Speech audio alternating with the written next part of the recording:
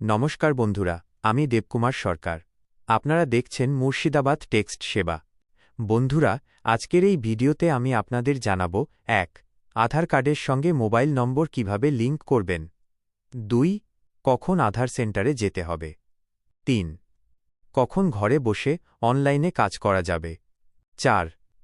RAE কাজ করতে কত টাকা লাগে। ভিডিওটা শেষ পর্যন্ত দেখবেন, কারণ অনেকেই এই বিষয়টা ঠিকভাবে জানেন না এবং ভুল জায়গায় গিয়ে সময় ও টাকা নষ্ট করেন।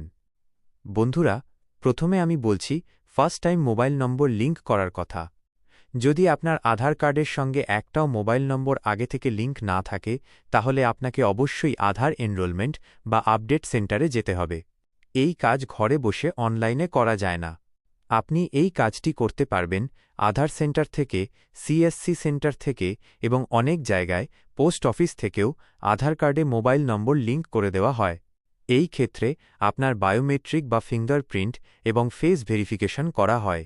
এখন আসি দ্বিতীয় গুরুত্বপূর্ণ বিষয়ের কথায়।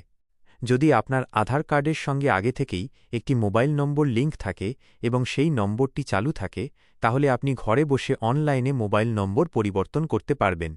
এই অনলাইন প্রসেসে আপনার আধার নম্বর দিয়ে OTP নেওয়া হয় এবং ফেস ভেরিফিকেশনের মাধ্যমে নতুন মোবাইল নম্বর লিঙ্ক করা হয়।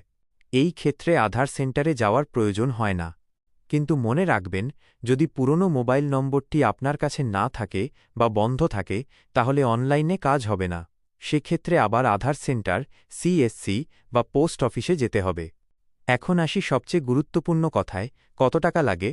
বন্ধুরা, আধার কার্ডের নতুন মোবাইল নম্বর লিঙ্ক করতে অথবা আগে থেকে লিঙ্ক থাকা মোবাইল নম্বর পরিবর্তন করতে সরকারি ফি হল ৭৫ টাকা মাত্র। এই ৭৫ টাকার মধ্যেই OTP ভেরিফিকেশন, ফেস ভেরিফিকেশন এবং আপডেটের কাজ হয়ে যায়। এর বেশি টাকা কেউ চাইলে আপনি দেবেন না এবং অবশ্যই রসিদ নেবেন। এখন আমি আবার সহজ করে বলছি, যাতে আপনাদের মনে থাকে। ১. যদি আধার কার্ডে আগে কোনো মোবাইল নম্বর লিঙ্ক না থাকে, তবে আধার সেন্টার, CSC অথবা পোস্ট অফিসে যেতে হবে। ২. যদি আধার কার্ডে আগে থেকেই মোবাইল নম্বর লিঙ্ক থাকে, তবে অনলাইনে OTP ও ফেস ভেরিফিকেশন দিয়ে পরিবর্তন করা যায়। ৩.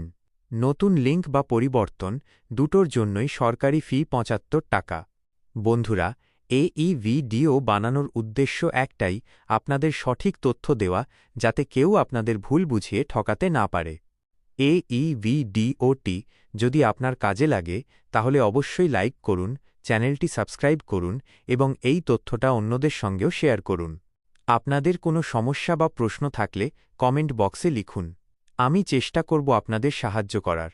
আমি দেবকুমার সরকার, মুর্শিদাবাদ টেক্সট সেবা থেকে। ধন্যবাদ। জয় হিন্দ, জয় বাংলা।